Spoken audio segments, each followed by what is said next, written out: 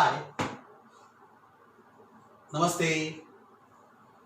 Quickly चलते हैं बाकी के एग्जांपल्स पर, फटाफट जरा देख लो भाई। एग्जांपल में यहां पर क्या है जरा देख लो। Let us understand. x is given as 1 to 9 integers. Relation R1 उन्होंने दिया है कि x minus y is divisible by 3. x minus y is divisible by 3, right? तो वैसे आपने इक्विवेलेंस क्लास सीखे हैं, तो can you tell me one base क्या क्या आएगा?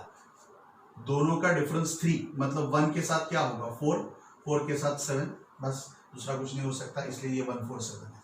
फिर कैन यू टेल मी 2 के साथ 5, 8 एंड डिविजिबल बाय 3 है, मतलब 3 क्लासेस आने चाहिए, है ना?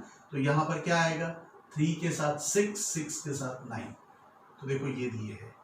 तो दूसरा एक रिलेशन R2 दिया है such that XY you have XY कैसे होने चाहिए ऑर्डर्ड पेयर्स? तो भाई XY should be subset of 147, 147 जो पहले ही बताया 147, 147 में कोई भी दोनों का डिफरेंस लेते हो तो डिविजिबल बाय 3 आएगा, इट इज मल्टीपल ऑफ 3। वैसे और XY इज सबसेट ऑफ 258 और XY इज सबसेट ऑफ 369।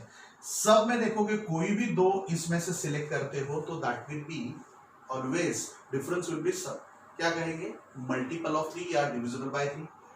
तो ये R2 दिया, आपको प्रूव करना है R1 is equal to R2। Just simple है फ्रेंड्स।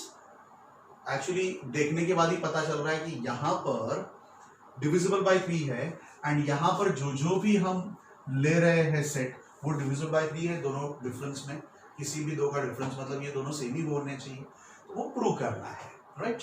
तो वो प्रूव कैसे करेंगे? तो सिंपल, आपको पता है A is a subset of B and B is a subset of A, तो A will be equal to B। तो वैसा ही R1 is a subset of R2 and R2 is a subset of R1, तो R1 will be equal to R2। ऐसा दिखा है, दूसरा कुछ नहीं। तो इसका मतलब I will start from, we can see that the difference between any two elements of the set, जो मैंने आपको अभी बताया ना, वही 147, 258 एंड 369 इज मल्टीपल ऑफ 3। ये मैंने आपको अभी जो समझाया वही।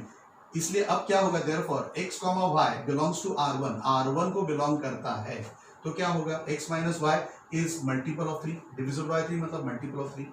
अब मल्टीपल ऑफ 3 है इसमें से, तो इसका मतलब जो भी xy है that will B subset of 147, क्योंकि इसमें मल्टीपल ऑफ 3 है डिफरेंस इसमें, और xy will be multiple of 3, difference will be multiple of 3, है ना? यहां पर भी x minus y will be multiple of 3, ऐसा होगा। एंड इसका ही मतलब XY will belongs to R2, क्योंकि ये तीनों सबसेट ऐसे कुछ आ गए तो इट विल बी R2, ऐसा दिया है उन्होंने। तो ये XY belongs to R1, ultimately XY belongs to R2 हो रहा है, मतलब R1 is a subset of R2। अब उल्टा लेंगे, अगर XY बिलोंग्स टू R2 है मतलब ये तीनों के तीन लिखने पड़ेंगे वही के वही, and that means x minus y, कहीं पर भी x माइनस वाई करते हैं तो डिविजिबल बाय 3 आ रहा है, मतलब xy belongs to R1। So xy belongs to R2 implies xy belongs to R1, मतलब R2 is a subset of R1। अब पहले आप कह रहे थे R1, पहले क्या कह रहे थे आप? R1 is a subset of R2, अभी आप बोल रहे हो R2 is a subset of R1, therefore R1 is equal to R2। एक दूसरे के दोनों सबसेट्स होंगे तो both have to be equal to each other, जो आपको प्रूव करना था। ओके, क्लियर, पक्का, right?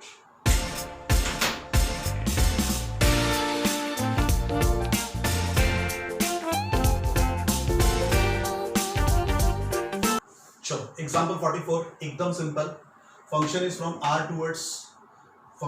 x towards y, r in x, relation है x में, बराबर? रिलेशन क्या कहता है कि भाई a b रिलेशन में होंगे अगर फंक्शन ऑफ a, फंक्शन की value of a is equal to function की वैल्यू ऑफ b। दोनों अलग अलग बात है, एक है फंक्शन, दूसरा है रिलेशन, राइट? तो ये खास समझ लो।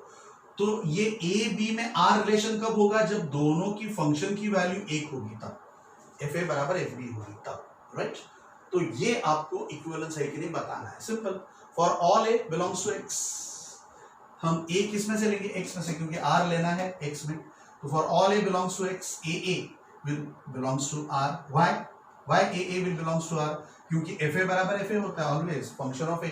अगर fa बराबर fa हो गया तो यहाँ पर भी a हो जाएगा एंड a हो जाएगा तो r रिलेशन में आएगा। तो वही लिखा है if AA belongs to R as FA is equal to FA always. So R is reflexive. अब AB belongs to R है तो FA बराबर FB होगा. AB belongs to R है तो FA बराबर FB होगा. वैसा इसका ही मतलब FB बराबर FA. FA बराबर FB है तो FB बराबर FA. अब FB बराबर FA है तो BA R रिलेशन में होंगे. So that means R symmetric होगा. वैसे ही AB belongs to R, BC belongs to R है तो FA बराबर FB होगा एंड BC है इसलिए FB बराबर FC होगा. अब B दोनों में कॉमन है मतलब FA बराबर FC होगा एंड FA बराबर FC हो गया मतलब AC belongs to R and that means it is transitive. So R अगर रिफ्लेक्सिव भी है, सिमेट्रिक भी है, ट्रांजिटिव भी है तो हम क्या कह देंगे? It is equivalence relation also. Okay, clear, right.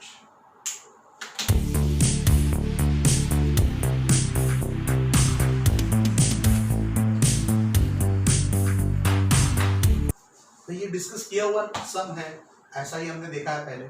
Find the number of all. भाई 46 लिया, 45 बीच वाला बाइनरी ऑपरेशन वाला था जो हमारे अभी सिलेबस में हमने नहीं कवर किया है, so will not be going for that. 46 find the number of all 1 functions from set A to itself. A to A 1 2 3 है तो 1 फंक्शन मतलब 1 can have relation with 1 can have with 2, 1 can have with 3.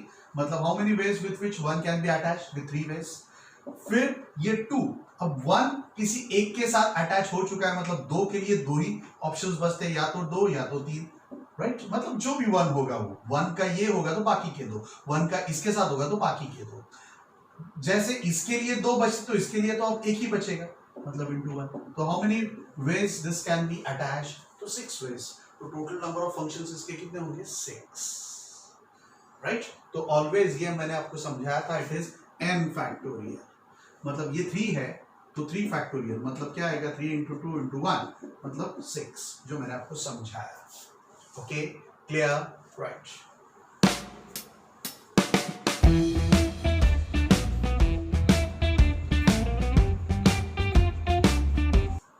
चलो question number 47 पर चलते हैं. उन्होंने कहा है कि लेट A क्या क्या है? 1 2 3.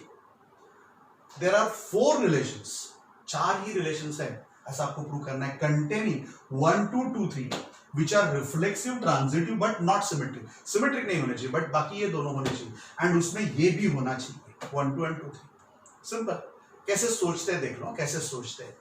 तो सबसे पहले तो आपको रिफ्लेक्सिव चाहिए. 1 2 3 है तो पहला रिलेशन क्या होगा? 1 2 3 वाला. रिफ्लेक्सिव मतलब 1 1 2 2 3 3, ये तो आ जाएगा. एंड फिर 1 2 2 3 भी चाहिए तो 1 2 2 3 मैंने लिख दिया तो रिफ्लेक्सिव हो गया. ट्रांजिटिव भी चाहिए, ट्रांजिटिव भी आपको चाहिए मतलब 1 2 2 3 का 1 3 होगा, वो भी चाहिए तो वो लिखना पड़ेगा.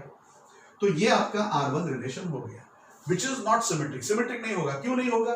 क्योंकि मैंने जानबूझकर 1 2 का 2 1 नहीं लिखा है, 2 3 का 3 2 नहीं लिखा है, मतलब ये सिमेट्रिक तो नहीं होगा. एक भी नहीं होता उल्टा तो सिमेट्रिक नहीं होगा. मतलब ये पहला हो गया. अब दूसरे में क्या करेंगे? दूसरे में क्या करेंगे फ्रेंड्स? वैसे मुझे बताओ तो ये 1 2 3 के साथ टोटल कितने ऑर्डर्ड पेयर्स होंगे? 3 3 9 है ना. कौन से 1 1 2 2 3 3. फिर क्या होगा? 1 2, फिर 1 2 1 3 2 3, राइट. फिर इसका उल्टा लिखेंगे 2 1 3 1 3 2. तो ऐसे 9 पेयर्स बन सकते हैं इसमें 1 2 3 1 2 3 में. अगर 1 2 3 1 2 3 रहते तो टोटल 9 पेयर्स, 9 रिलेशन हो सकते हैं. बराबर है, राइट. A क्रॉस B उसको कहते हैं, A क्रॉस B, राइट. तो यहां पर A क्रॉस A आएगा, A क्रॉस B नहीं आएगा, राइट. तो इसमें से आप देखोगे 1 1 2 2 3 3 तो मैंने ले लिया 1 1 2 2 3 3 और ये तो उन्होंने दे ही दिया है 1 2 एंड 2 3 दे दिया है, 2 3 दे दिया है, इसलिए हमने 1 3 भी ले लिया पहले रिलेशन में. अब मैं क्या लेता हूं? यहां पर मैं अगर 2 1 ले लेता हूं 2 1 तो भी चलेगा. तो 2 1 लिया तो 1 बनेगा. तो इसमें अगर आप 2 1 देखते हो तो देख लो 1 2 2 1 मतलब 1 1 ये तो है मतलब ट्रांजिटिव तो हो गया. बट 1 2 का उल्टा 2 1 तो है बट 2 3 का उल्टा नहीं है. मतलब हम रिफ्लेक्सिव कह रहे हैं, ट्रांजिटिव भी कह रहे हैं बट सिमेट्रिक नहीं है. क्यों? क्योंकि 2 3 है बट 3 2 नहीं लिया. तो ये ले लिया. फिर उसके बाद मैं 3 2 लेता हूं 3 2 लेता हूं 3 2 लेता हूं तो वही होगा 2 3 3 2. तो 2 2 है मतलब ट्रांजिटिव तो हो गया, बट बिकॉज यहां पर अगर आप देखते हो कि 1 3 का उल्टा 3 1 नहीं है, 1 3 का उल्टा 3 1 नहीं है, मतलब ये सिमेट्रिक नहीं होगा।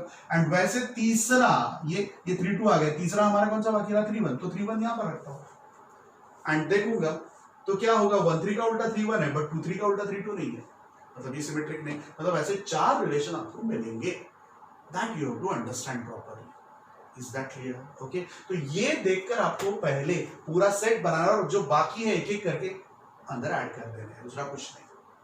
बट एक ऐड कर रहा है तो दूसरा नहीं रहना है, तो सिमेट्रिक हो जाएगा। क्लियर? Okay, good.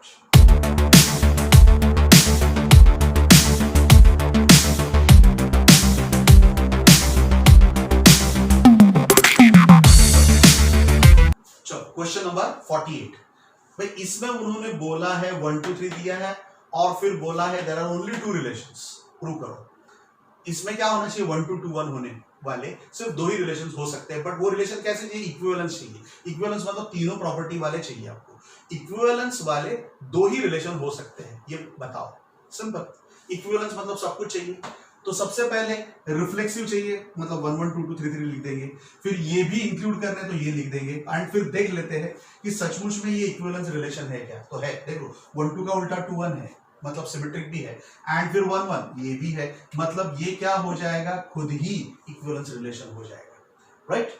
अब ये फिर से 1 2 2 1 लेने के बाद मान लो इसमें से मैंने अगर 1 3 ले लिया, क्या ले लिया 1 3, तो मुझे 3 1 भी लिखना पड़ेगा, क्यों, क्योंकि सिमेट्रिक लेना पड़ेगा, राइट। अब थोड़ा सा ये सोचेंगे कि ये 1 3 तो 3 1 भी लेना ही पड़ेगा। सिर्फ 1 3 3 1 लेकर मेरा चलेगा क्या, नहीं चलेगा। क्यों नहीं चलेगा, जरा बताओ, बताते हो मुझे, any idea from your side. तो देखो ये 2 1 है, 1 3 है, मतलब 2 3 आएगा तो 2 3 भी लेना पड़ेगा मुझे। अब 2 3 लेना पड़ेगा क्योंकि इसको ट्रांजिटिव बनाना है, तो ट्रांजिटिव बनाना है मतलब 2 3 लेना पड़ेगा, तो 2 3 ले लिया। इससे सिमेट्रिक भी बनाना है, 3 2 लेना पड़ेगा। मतलब इन नटशेल जो बाकी के 6 ऑर्डर्ड पेयर्स है, ये 3 छोड़कर बाकी के ये 2 तो दे दिए हैं, इसका सिमेट्रिक के लिए ये लेना पड़ेगा, और बाकी के 2 भी मुझे लेने ही पड़ेंगे। बाकी के 2 मतलब बाकी के 3 लेने अगर पड़ते हैं तो ये सारा का सारा A क्रॉस B वाला, A क्रॉस A वाला ही गड़बड़ हो गया, मतलब this will be universal relation directly R2 है, तो 2 ही हो सकते, इसके अलावा कुछ हो सकता नहीं है। क्यों, इसमें फिर से 1 2 2 1 लिया, तो आपको पता है 1 2 2 1 में 1 1 है, मतलब ये तो हो गया। अब मुझे एक्स्ट्रा में कोई भी 1 3 लेता हूं तो 3 1 भी लेना पड़ेगा सिमेट्रिक बनाने के लिए। अब 1 3 3 1 लिया तो 2 3 भी लेना पड़ेगा, क्योंकि ये 2 3 है, यहां पर देख रहे हो, तो 2 3 और 2 3 लेता हूं तो 3 2 लेना पड़ेगा, क्योंकि उसको सिमेट्रिक भी बनाना है। तो ये इक्विवेलेंस बनाने के लिए मुझे सारा का सारा क्या लेना पड़ेगा, A क्रॉस A लेना पड़ेगा, राइट। 3 3 9 ऑर्डर पेयर्स लेने पड़ेंगे, सो 2 ही रिलेशंस बनेंगे, इससे ज्यादा हो सकता नहीं है। ओके, पक्का, राइट। अब लास्ट वन जरा देख लो, क्वेश्चन 49। 49 आपको क्या कहता है, भाई इसमें आपको बोला गया है कंसिडर आइडेंटिटी फंक्शन 49 में with identity function on n, मतलब it is n towards n। आपको पता है इसका मतलब f ऑफ x बराबर x होता है, x n में से आएगा एंड ये x भी उसी n में से होगा, राइट। डिफाइंड एज, वही लिखा है उन्होंने, मैंने fx में लिखा, उन्होंने i n ऑफ x बराबर x लिखा है, right. For all x belongs to n, ऐसा लिखा है। Show that although in is, show that although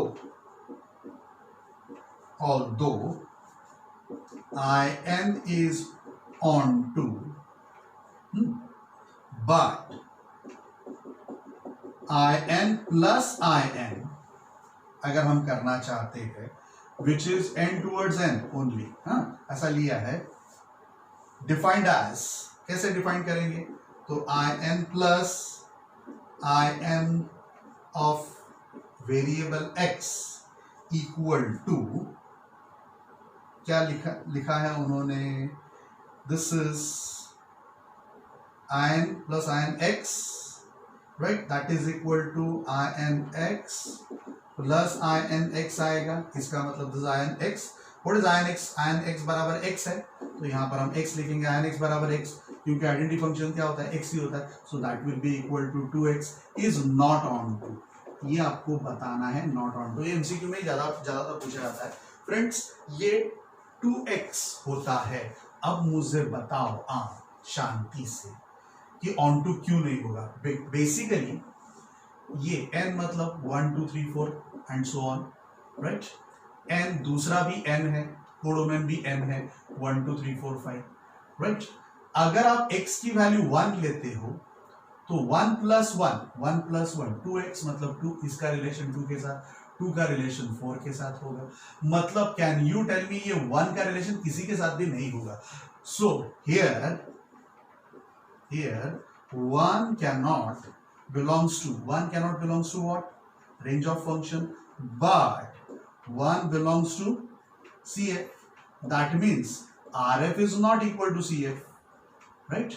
That belongs to CF. Codomain of function में 1 है क्योंकि n पे होता है इसलिए, बट ये 1 कभी भी 2 टाइम्स 1 में 1 नहीं आएगा, 3 भी नहीं आएगा, है ना, एक ही बता दोगे तो भी चलेगा, RF is not equal to C, 3 5 बताने की जरूरत नहीं है। So your range of function will be always even numbers only, 1 2 का डबल 2x है ना, मतलब डबल लेना है, मतलब इवन नंबर्स ही आएंगे, तो ये n में से डबल नंबर मतलब डबल वाले नंबर मतलब इवन वाले नंबर्स होते तो ही ये ऑन टू होता। सो इधर उन्होंने n की जगह पर इवन सेट लिखा होता तो ये जरूर ऑन टू होता, बट n लिखा इसलिए ये ऑन टू होगा नहीं।